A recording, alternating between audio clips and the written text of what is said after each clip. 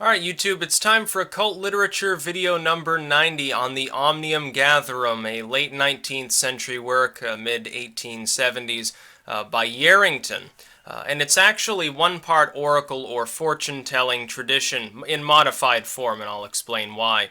And one part propaganda, specifically from the Temperance movement. It's actually rather interesting specifically because of that material. You've got to realize Prohibition came 5 decades later almost.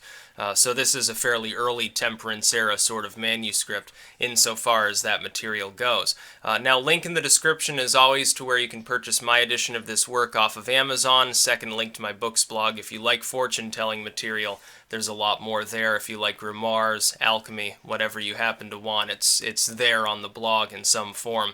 And ebooks are forthcoming, ebook links for all of these works as well, or almost all of them anyway. Now, Harrington himself was not an occultist. He was a temperance-minded man. He wrote at least one tract on temperance before the Omnium Gatherum. And from what I can, pardon the pun, but gather from this text, it was relatively popular in certain parts of the country at the time. The oracle was modified. Essentially, the variant specifically that I'm seeing here, typically you would take slips of paper, put numbers on them or something along those lines, and then draw them at random in order to tell your fortune. You would ask the question, and then you'd end up referring to the number which is listed for that question, for each question in turn, or the name of a god, like with the Leaves of Destiny. For your future revealed, or something from the Leaves of Destiny, or something along those lines, or you'd use an actual oraculum. But this has been modified so that it actually takes the same idea, but it requires other people to actually work the oracle, because somebody is supposed to call out a number between 1 and 38 to give the answer. And the reason for this, I think, is get people in a social setting using the Omnium Gatherum. They go through it, they tell their fortunes, they're like, oh, that's pretty fun.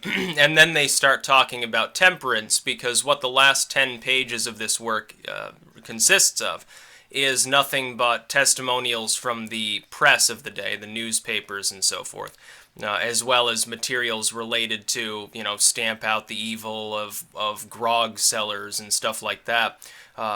Again, worth noting that at the time, temperance was a relatively small movement.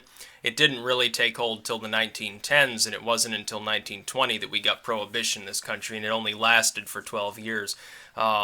You got to keep that in mind when you're reading this. But it is a propaganda tract, but it does have a fortune-telling system to its name, which is relatively in-depth. It revolves mostly around relationships and success, specifically marriage and marital success and things of that nature, like, oh, when will you be married, what year, what will the name of your bride be, stuff like that.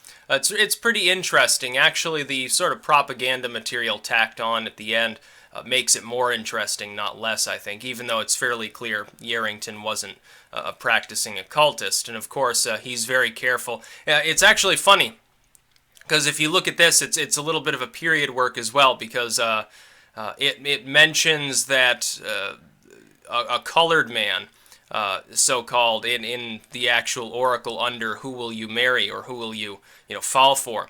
That's pretty progressive for that era, to insinuate that the likely white audience reading this, that there was any possibility that a dame, a young damsel reading the Omnium Gatherum could fall for a colored man, would have been completely taboo in many parts of the country. We're talking about telegraphs are mentioned here as well. We're talking about essentially the urban core of the East.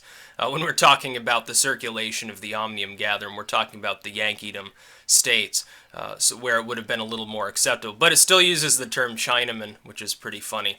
You have to read it to understand. It's a little bit on the humorous side when you read some of the answers that are actually available under this oracle system.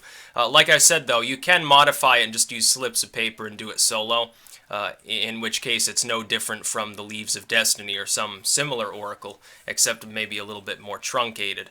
At the same time, though, if you wish it to be a social exercise, that's really the form that the oracle is in.